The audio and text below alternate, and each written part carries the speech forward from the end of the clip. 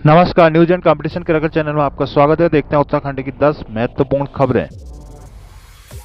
एकल महिलाओं के लिए रोजगार योजना का ऐलान। मुख्यमंत्री पुष्कर सिंह धामी ने एकल महिलाओं को किया सम्मानित। 4 धाम यात्रियों के लिए स्वास्थ्य सेवा तंत्र बनेगा। 4 मई से आदि कैलाश यात्रा, 6,000 रुपये खर्च घटा। धामी ने मांगी गडकरी से राजमार्गों के मंजूरी की लिस्ट। सीएम के निर्देश, डीएम विकास कार्यों के माह में 2 बार करेंगे समीक्षा। हल्द्वानी से नैनीताल पर सड़क पर लगा अतिक्रमण हटेगा। कनिक सहायक भर्ती परीक्षा पर गरमाई राजनीति। G20 की मेजबानी मिलने में सुधरने लगी है रामनगर की हालत। ने राज्य के जलवायु अनुकूल बारानी खेती के लिए 1,000 करोड़ की परियोजना को दी मंजूर। प्राइवेट सेक्टर में 1200 पदों पर नौकरी का मौका। गढ़वाल में होलियार पर चढ़ा होली का रंग। नई टेहरी में पूर्व सैनिकों ने निकाली रैली। उत्तराखंड के 7 शहरों में होगी अग्निवीरों की भर्ती। प्रादेशिक शिल्प कल्याण समिति ने राज्यपाल को ज्ञापन सौंपा। शिल्पकार जाति को ओबीसी का प्रमाण पत्र देने पर नाराजगी।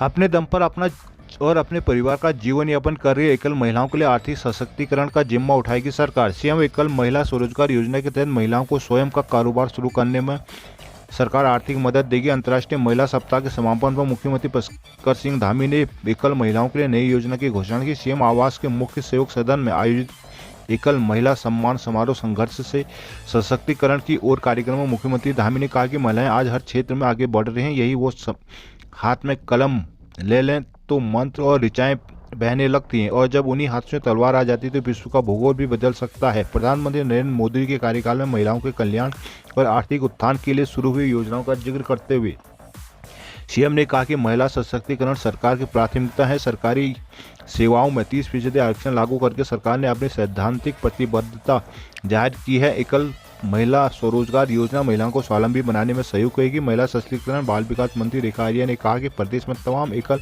महिलाएं कई चुनौतियों से जूझते हुए आगे बढ़ रही हैं। पति की मृत्यु के बाद महिलाओं ने परिवार की सुरक्षा को प्राथमिकता दी। इस मौके में वात्सल्य योजना के तहत 1.89 करोड़ रुपये लाभार्थियों के खाते में ट्रांसफर किए गए हैं। केंद्रीय स्वास्थ्य परिवार कल्याण मंत्री डॉक्टर मनसुख मंडाविया ने कहा कि केंद्र सरकार जल्द ही देश भर से 4 धाम यात्रा पर जाने वाले तीर्थ यात्रियों के लिए मजबूत स्वास्थ्य सहायता और आपातकालीन प्रबंधन के लिए बुनियादी ढांचा तैयार करने जा रही है। 3 स्तरीय संरचना की मदद से यह सुनिश्चित किया जाएगा कि चिकित्सा की दृष्टि तीर्थ यात्रियों को उनकी यात्रा के दौरान स्वास्थ्य सेवाएं मिल सके।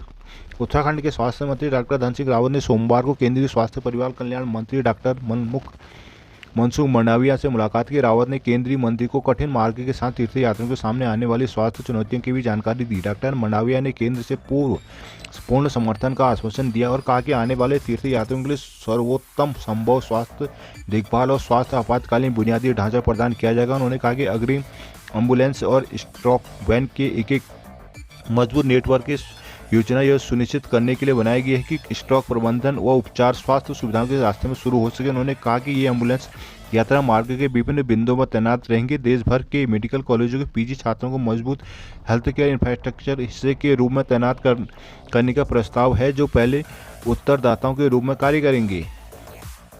केंद्र ने उत्तराखंड में जलवायु अनुकूल बारानी खेती को बढ़ावा देने के लिए 1,000 करोड़ के प्रोजेक्ट को सैद्धांतिक सहमति दे दी है।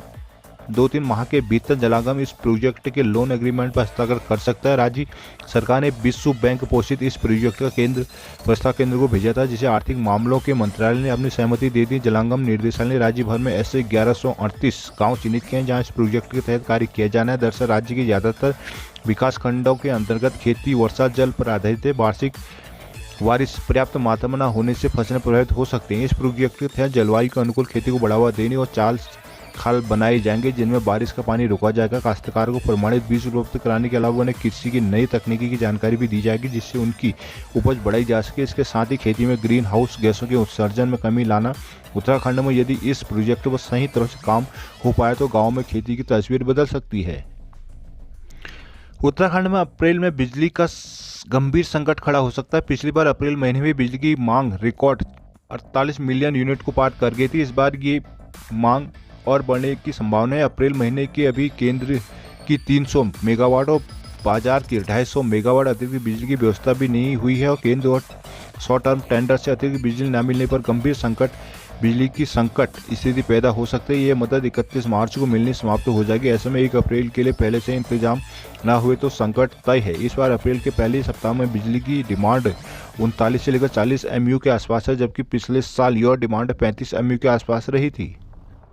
मुख्यमंत्री पुष्कर सिंह धामी ने जिलाधिकारी को विकास कार्य की माह में 2 बार अनिवार्य रूप से समीक्षा करने के निर्देश दिए हैं। उन्होंने अफसरों को चेताया कि फाइलों में अनावश्यक आपत्ति न लगाएं। सोमवार को मुख्यमंत्री धामी ने सीएम आवास में अल्मोड़ा लोकसभा के विधानसभा क्षेत्रों के विकास कार्य की समीक्षा की। कहा कि विधायक गणों के जरिए विकास कार्य के जरिए जो भी प्रस्ताव जिलाधिकारियों को प्राप्त होते हैं उन्हें शासन को भेजने के बाद भी नियमित अपडेट लेते रहे। उन्होंने कहा कि विकास कार्यों के सरलीकरण को अफसर क्या कदम उठा रहे हैं इसकी जल्द समीक्षा भी करेंगे। मुख्यमंत्री धामी ने कहा कि विधानसभाओं की समीक्षा की उनकी और मकसद है कि विकास कार्य तेजी पकड़ें, मंडल और शासना स्तर को फाइल भेजें। उन्होंने मानसखंड कॉरिडोर के लिए तेजी से कार्य करने के भी निर्देश दिए। बैठक में कैबिनेट मंत्री रेखा आर्या, चंदन रामदास, सांसद अजय टमटा, विधायक बिशन सिंह चुफाल, फकीर राम, सुरेश गड़िया, प्रमोद नैनवाल, महेश जीना आदि मौजूद रहे। कांग्रेस ने भर्ती परीक्षा में लगातार हो रही गड़बड़ी पर लोक सेवा आयोग अध्यक्ष का इस्तीफा मांगा है। कहा कि सीबीआई जांच की मांग कर रहे युवाओं पर लाठियां बरसाई जा रही हैं, इसके खिलाफ प्रदेश स्तर पर अभियान छेड़ा जाएगा। कांग्रेस भवन में पत्रकारों से बातचीत में एआईसीसी के कम्युनिकेशन विभाग के सचिव वैभव बालिया और उत्तराखंड कांग्रेस के मुख्य प्रवक्ता गरिमा मेहरा दसोनी ने कहा कि राज्य सरकार बार बार प्रदेश युवाओं के साथ भर्ती परीक्षा के नाम पर भद्दा मजाक कर रही है। 1 साल में जितनी भी भर्ती परीक्षाएं हुई उन्होंने युवाओं के साथ लगातार छल हुआ है। NSUI प्रदेश अध्यक्ष विकास नेगी ने कहा कि आभार रैली में स्कूल कॉलेज के छात्रों को भेजा जा रहा है, जिसके खिलाफ प्रदेश स्तर पर अभियान चलाया जाएगा। इस अवसर पर अमरजीत सिंह, कृष्णपाल सिंह बिष्ट आदि मौजूद रहे।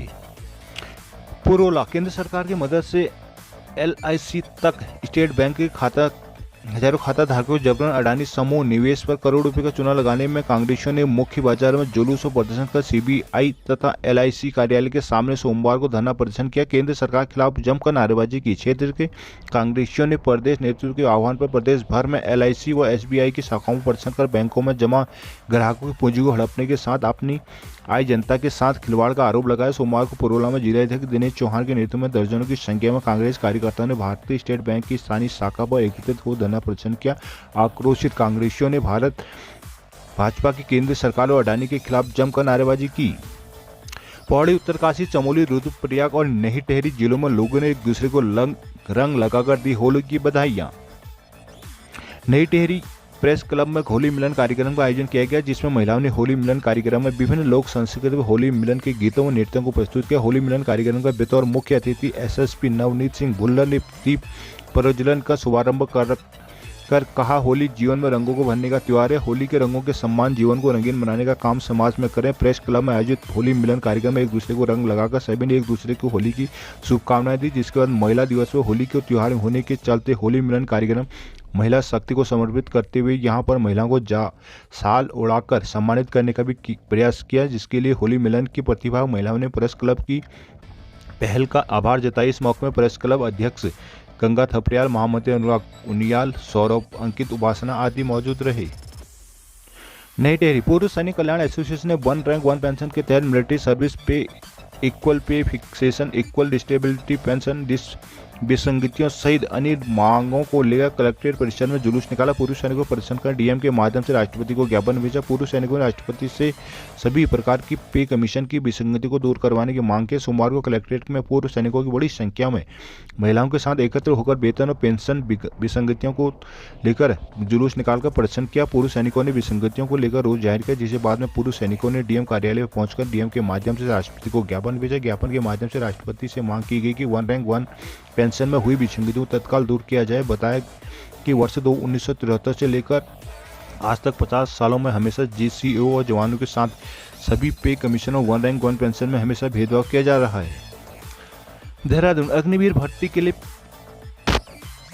पहली बार शारीरिक प्रशिक्षण से पहले संयुक्त प्रवेश परीक्षा CEE आयोजित हुई। उत्तराखंड में यह परीक्षा 7 शहरों में आयोजित हुई। गढ़वाल मंडल, देहरादून, रुड़की, पौड़ी और कुमाऊं में, नैनीताल, पिथौरागढ़, अल्मोड़ा व हल्द्वानी में होंगी। यह जानकर लैंसडाउन भर्ती कार्यालय के निर्देशक कर्नल मुनीष वर्मा ने दी। राज्य सब एरिया मुख्यालय में आयोजित पत्रकार वार्ता में उन्होंने कहा कि संयुक्त पुलिस परीक्षा के लिए युवा 15 मार्च तक HTTP ज्वाइनिंग indianarmy.nhc.in पर ऑनलाइन पंजीकरण कर सकते हैं। किसी भी राज्य में जहां अस्थायी रूप से रह रहे हैं वहां अपनी सुविधानुसार केंद्र चुनकर लिखित परीक्षा दे सकेंगे। उन्हें परीक्षा केंद्रों के 5 विकल्प मिलेंगे जिसमें कोई एक आवंटित हो जाएगा। अलबत्ता लिखित परीक्षा में सफल अभ्यर्थियों को शारीरिक दक्षता परीक्षा और मेडिकल टेस्ट के लिए अपने गृह राज्य में ही आना होगा। संयुक्त प्रवेश परीक्षा कंप्यूटर परीक्षा है। अभ्यर्थियों को परीक्षा के स्वरूप से वाकिफ कराने के लिए मॉक टेस्ट की भी व्यवस्था की गई है। उम्मीदवार वेबसाइट के माध्यम से मॉक टेस्ट भी दे सकते हैं।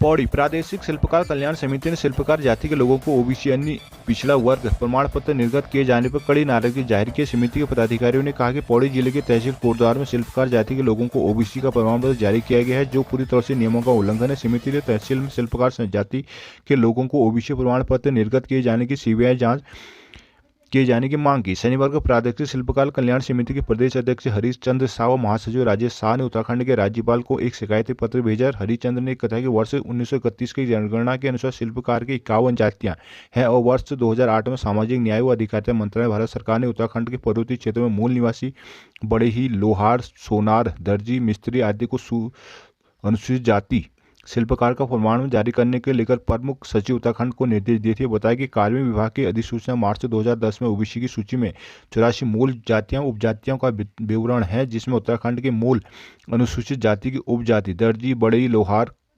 सोनार, केवड़, ताम्रकर, तैली, कोली को भी ओबीसी में शामिल किया गया है जिसको संगठन ने हाईकोर्ट में चुनौती दी है। जनवरी 2014 में प्रदेश सरकार ने पुनः उक्त जातियों को अनुजाति में शामिल कर लिया था लेकिन वर्तमान में प्रशासन को गुमराह कर ओबीसी प्रमाण पत्र बनवाए हैं। समिति ने प्रदेश के सामाजिक ताने बाने को नुकसान पहुंचाने वालों पर कड़ी कार्रवाई की मांग की है। प्रदेश में आने वाले पर्यटकों को सरकार अनावश्यक टैक्स और कागजी औपचारिकता में मुक्त रखेगी। बाहरी वाहन से एंटी टैक्स के रूप में ग्रीन सेस वसूलने की परिवहन विभाग की योजना को फिलहाल खारिज कर दिया गया। साथ ही निजी वाहनों से आने वाले पर्यटकों को ट्रिप कार्ड की शर्त से नहीं गुजरना होगा। सीएम पुष्कर सिंह धामी के गंभीर रुख के बाद परिवहन विभाग ने योजनाओं में अपने पिछले कदम पीछे हटा लिए हैं। संपर्क करने पर सचिव अरविंद सिंह हयांकी ने भी इसके संकेत दिए। उन्होंने कहा कि इस साल केवल व्यावसायिक यात्री वाहनों के लिए ही ट्रिप कार्ड की अनिवार्यता होगी। साथ ही ग्रीन सेस का विचार भी फिलहाल प्राथमिकता में नहीं है। सूत्रों के अनुसार हाल में सीएम की अध्यक्षता में आयोजित बैठक में इन दोनों योजनाओं पर चर्चा भी हुई थी। पहले राज्य में दूसरे राज्यों से आने वाले वाहनों के लिए एंट्री टैक्स की व्यवस्था थी लेकिन बाद में केंद्र सरकार के निर्देश पर न केवल इस व्यवस्था को रद्द कर दिया गया बल्कि सभी चेक पोस्टों को भी समाप्त कर दिया गया। अतिरिक्त राजस्व कमाने के लिए परिवहन विभाग ग्रीन सेस योजना पर काम कर रहा था। सूत्रों के अनुसार सरकार का मानना है कि उत्तराखंड में तीर्थाटन और पर्यटन केंद्रीय राज्य है। यदि प्रदेश में प्रवेश के नाम पर टैक्स लागू किया जाता है तो इसकी वसूली की जगह यात्रियों को परेशान होना पड़ेगा। इससे लाभ से ज़्यादा नुकसान हो सकता है। निजी वाहनों के लिए ट्रिप कार्ड की अनिवार्यता पर पर्यटन और परिवहन विभाग के बीच तालमेल नहीं बन पाया, इसलिए इस साल इसे केवल व्यावसायिक वाहनों तक ही सीमित कर दिया गया है। बागेश्वर जिले में जंगलों का जलना लगातार जारी है। जिला मुख्यालय छतीना समेत गरुड़ के जंगल लगातार जल रहे हैं। जंगलों के जलने के कारण वातावरण में भी धुंध होने लगी है। ग्रामीण को जंगल के आग के रिहायशी इलाकों में आने की चिंताएं सताने लगी है। उन्होंने वन विभाग से गश्त बढ़ाने से जंगलों में आग लगाने वालों के खिलाफ कार्रवाई की मांग की। मालूम हो कि पिछले एक सप्ताह से बागेश्वर जिले के लगातार जंगल जल रहे हैं। गरुड़ के आड़ा, मालदे, काफलीगैर के रखौली, कटपुड़िया, कपकोट के चिरपतकोट व नीली के जंगलों 2 दिन तक जलते रहे। वन विभाग ग्रामीण की मदद से किसी तरह आग पर काबू पाया गया। उधर रेंजर एसएस करायत ने बताया कि जिला मुख्यालय की आग बुझा दी है। छतीना की आग पर भी काबू पा लिया जाएगा। भीषण आग थी जिसका धुआं पूरा इलाके में फैल गया। लोगों को सांस लेने में दिक्कत है, आंखों में जलन होने लगी। पाखुड़ा के ग्रामीणों के अनुसार आग बनिया डिग्गी उपराड़ी से शुरू हुई जो पाखुड़ा के बड़े क्षेत्र में फैल गई। एडवोकेट प्रीति का कहना है कि क्षेत्र में लकड़ी की तस्करी की भी शिकायत मिली है जिससे दवानल का खतरा बढ़ा हुआ है।